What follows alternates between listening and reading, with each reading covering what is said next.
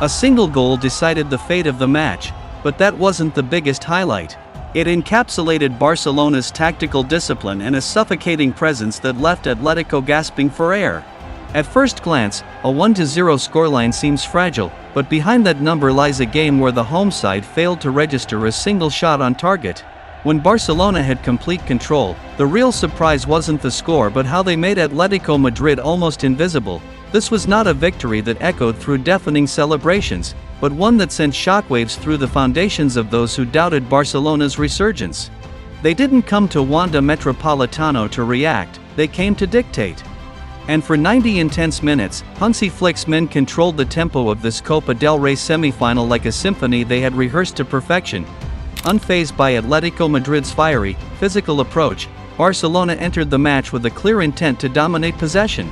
The midfield trio of Frenkie de Jong, Fermin Lopez, and Pedri operated like well-oiled gears in the engine room, moving smartly, passing with precision, and opening up the flanks for Lamine Yamal and Rafinha to exploit. Yamal, in particular, wreaked havoc down Atletico's right, his fluid movement stretching and destabilizing Simeone's normally rigid defensive setup. Just 25 minutes in, Barcelona transformed that pressure into a goal, one that encapsulated their entire approach: control, sharpness, and efficiency. Surrounded by red and white shirts, Yamal threaded a pinpoint through ball that split Atletico's defense. Ferran Torres latched onto it, facing Molina one-on-one. No panic, no unnecessary flair, just an ice-cold finish into the far corner. The ball rolled in gently but with deadly accuracy, silencing the Metropolitano. A clinical strike, almost as if to signal that the match was now tilting irreversibly in Barcelona's favor. From that moment on, the balance of the game shifted entirely. Atletico were forced to push forward, but that only exposed the spaces behind them. Barcelona didn't retreat, they maintained control, dictating play with a methodical possession game that looked as though it had been drilled 1,000 times in training. Every touch, every pass was executed with a tactical purpose. Rafinha started seeing more of the ball on the left, linking up with ball to target the gaps left by Azpilicueta. Pedri, meanwhile, dropped deeper to orchestrate the rhythm from midfield, creating seamless combinations in the central channels. Barcelona carved out at least 5 clear-cut chances that, with better finishing, could have sealed the game much earlier. Yet even without adding to their tally, they never lost their grip. Their attacks were measured, their defense unshaken. Possession lost? It was immediately recovered through a well-drilled counter-press. Every Atletico counterattack was snuffed out before it could develop, crushed by the layered defensive structure Flick had meticulously built. This wasn't a win secured by a moment of individual brilliance or a stroke of luck. It was a triumph born from collective discipline, tactical intelligence, and sheer composure. In a cauldron like the Metropolitano, Barcelona never wavered. They knew exactly what they needed to do from the opening whistle to the final seconds, and because of that, their victory felt inevitable.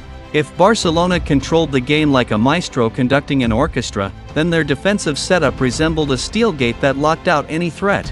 From the defensive chaos of the first leg, where they conceded 4 goals, Barcelona's backline stepped into the return fixture as an entirely different entity, solid, composed, and calculated.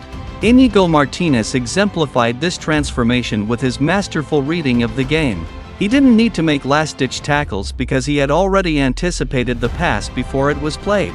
His interceptions completely neutralized any short passing sequences attempted by Julian Alvarez or Antoine Griezmann. Beside him, Ronald Araujo stood like an impenetrable fortress. Never flustered under pressure, the Uruguayan embodied the modern center-back, aggressive yet controlled. Time and again, he was in the right place at the right moment, especially in the last 15 minutes when Atletico threw everything forward, including Sorloth and Lenglet, to force an aerial battle. But Barcelona's defensive solidity wasn't just about individuals, it was a product of an intricately structured system. Frenkie de Jong frequently dropped back to form a triangle with the center-backs, covering central spaces and ensuring smooth transitions out of pressure. On the flanks, Alejandro Balde and Jules Koundé played with calculated restraint, maintaining positional discipline to prevent Atletico from stretching Barcelona's shape. It was a defensive masterclass that left Atletico, a team filled with pace and creativity, completely toothless. Not a single shot on target, not one moment of true danger. Wojciech Szczesny, stationed between the posts, barely had to make a save, yet his influence was undeniable. He spent most of the match organizing the backline, commanding the defense, and dictating the tempo from deep. Even in set-piece situations, he slowed Atletico's momentum by taking his time on goal kicks, subtly extinguishing any lingering fire they tried to ignite. It was the kind of performance where a goalkeeper's greatest impact came not from dramatic saves, but from preventing the need for them in the first place, a testament to the efficiency of Barcelona's entire defensive operation. Still, Barcelona's performance wasn't without its blemishes. Rafinha, in particular, struggled to find his rhythm. Chances came his way, but his finishing and decision-making lacked the precision required at this level. It was a game where he failed to sync seamlessly with his teammates and lacked the composure needed in front of goal. If he aspires to be one of Europe's elite attackers, or even enter the conversation for the Ballon d'Or, he must deliver more than just a workmanlike shift. In a high-stakes clash like this, Hansi Flick refused to play it safe. He chose boldness over convention. Deploying Ferran Torres instead of Robert Lewandowski wasn't a spontaneous gamble, it was a calculated maneuver. Flick needed pace, dynamism, and relentless pressing from his frontline qualities that Torres delivered impeccably. And when Torres struck the match-winning goal, that tactical decision was justified beyond any debate. After the game, Barcelona's head coach remarked in the press conference, "I'm very pleased with our performance today. The players embodied the principles we strive for: focus, discipline, and cohesion. The defense, in particular, maintained an impressive level of solidity for 90 minutes. But I don't want to single out individuals, this was a collective effort. Everyone, from the starters to the substitutes, played a crucial role. We came here to do a job, and I believe we executed it convincingly. That said, I remind my players that this is just another step forward, not the final destination. If we truly want to lift the trophy, we must sustain this mentality until the very last game." Even in defeat, Diego Simeone couldn't help but acknowledge Barcelona's dominance. Barcelona played a great game. They defended well, were well structured, and made it incredibly difficult for us to get near their goal. Tonight, they fully deserved to advance. Ferran Torres, the night's hero, remained grounded. "I'm happy to contribute to the team, but this victory belongs to the whole squad. I'm just one piece of it. We haven't won anything yet, there's still one more crucial game, and we need to stay focused until the final whistle." A 1-0 scoreline often suggests a tight, evenly matched contest or a stroke of luck. But for those who watched all 90 minutes at the Metropolitano, Barcelona's victory was an unmistakable statement.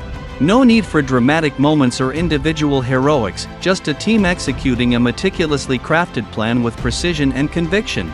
This wasn't just a win, it was Barcelona reclaiming their identity, one calculated step at a time. Flick's Barcelona isn't about unnecessary flair, it's about effectiveness. And tonight, they were nothing short of convincing. After defeating Atletico Madrid with an aggregate score of 5-4 over 2 legs, Barcelona have secured their place in the Copa del Rey final, where they will face their eternal rivals, Real Madrid, on April 26. This marks the second time this season that Barcelona and Real Madrid will clash in a final. The last encounter was in the Spanish Super Cup final, where Barcelona delivered a dominant performance, securing a convincing 5-2 victory over Real Madrid to claim their first trophy of the season. The last time these two giants met in a Copa del Rey final was back in 2014, a match that left an unforgettable memory for football fans. With the game locked at 1-1 after 80 minutes of intense competition, Gareth Bale produced a moment of magic, a breathtaking solo run from his own half, outpacing Barcelona's defenders before slotting home the winner to seal a 2-1 victory for Real Madrid and crown them champions of the tournament. Fast forward to the present, with both sides boasting squads full of superstars and battling for supremacy on all fronts, from La Liga to the Champions League, Barcelona and Real Madrid are set to deliver an electrifying final. Fans can expect a thrilling El Clasico showdown, potentially the most intense of the season.